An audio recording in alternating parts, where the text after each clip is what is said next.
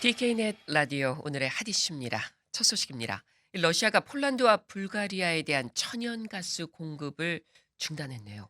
그렇습니다. 러시아 국영 에너지 기업인 가즈프롬이 27일 폴란드와 불가리아에 해오던 천연가스 공급을 전격 중단했다라고 밝혔습니다.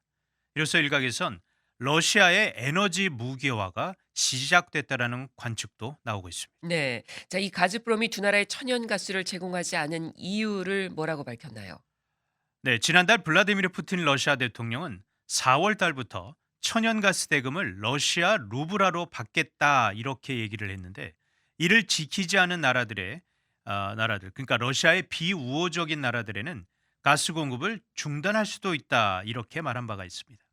가즈프롬은 이들 두 나라의 4월 결제분을 아직까지 받지 못했다라고 밝힌 겁니다. 네. 그러니까 원하는 루브라로 입금이 안 돼서 이 이제 공급 중단했다 뭐 이렇게 그렇습니다. 얘기한 거네요.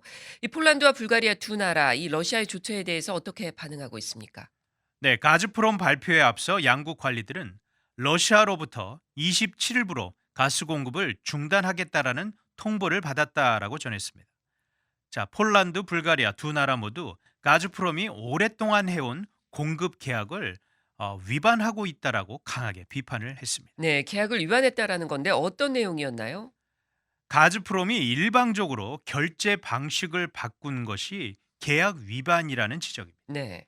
이들 국가가 가즈프롬과 맺은 공급 계약서를 보면 유로화 또는 달러로 대금 결제를 하기로 분명히 돼 있습니다. 그런데 러시아가 일방적으로 루브라 결제라는 새로운 지급 방식을 요구하고 있다는 겁니다. 네.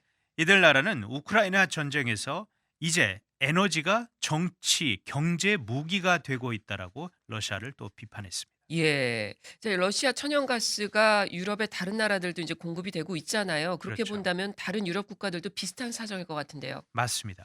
유럽연합 EU는 지난 23일 회원국 에너지 기업들이 러시아에 대금을 지급할 때 EU의 제재 범위를 넘지 말아야 한다라는 지침을 이미 발표한 바가 있습니다. 네. 즉 유로나 달러로 대금을 지급하기로 한 계약을 맺은 기업들은 러시아의 요구에 응해서는 안 되고 만약 러시아 요구에 응하는 것은 유럽연합의 제재를 위반하는 것이다라는 설명을 했습니다. 여기서 폴란드와 불가리아는 모두 유럽연합 EU 회원국이자 북대서양조약기구 나토 회원국으로 구소련 국가들이기도 합니다.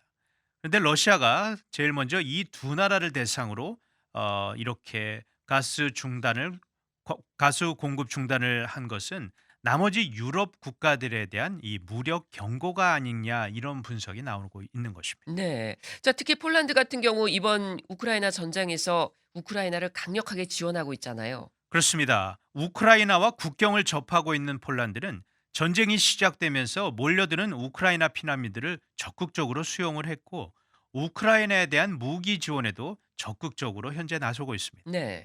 폴란드 정부는 이번 주 초에도 탱크 등 이 무기를 제공하고 있다고 발표를 했고 지난 26일에는 50명의 러시아의 올리가리 즉 신흥 재벌들과 또 가즈프롬을 포함한 기업들을 제재한다고 또 발표도 했습니다. 예. 이에 대한 보복성 조치라고도 볼 수 있을 것 같은데 불가리아는 어떻습니까? 이 러시아와의 관계가.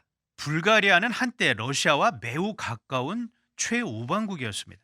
하지만 지난해 출범한 키릴 페트코프 총리 정부는 여러 분야에서 러시아와의 관계를 좀 멀리하고 있습니다. 예. 불가리아 정부는 우크라이나에 대한 인도주의적 지원은 제공했지만 군사 원조는 아직까지는 좀 미진했는데 페트코프 총리를 비롯한 불가리아 정부 고위 인사들이 27일 우크라이나에서 추가 지원 회담을 한 것으로 알려졌습니다. 네. 이 폴란드와 불가리아 두 나라의 러시아에 대한 가스 의존도가 얼마나 됩니까?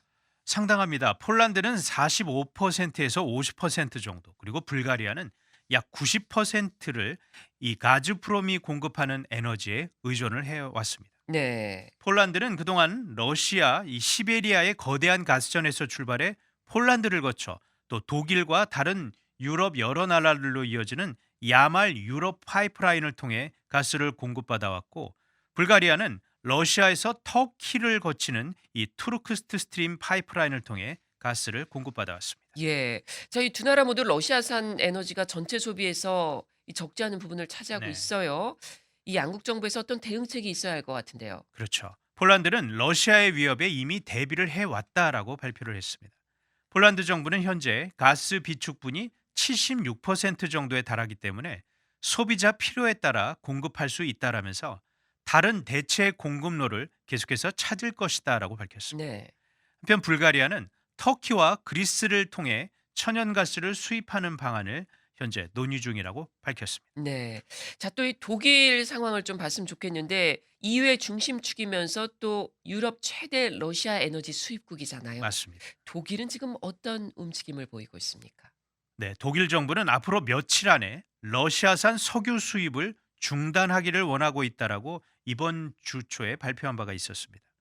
자, 독일은 궁극적으로는 공급 다변화를 추구하겠다라고 말은 하고 있는데 하지만 러시아산 천연가스 수입 중단을 결정한다는 것은 여전히 쉽지 않을 것이라는 또 전망도 있습니다. 네.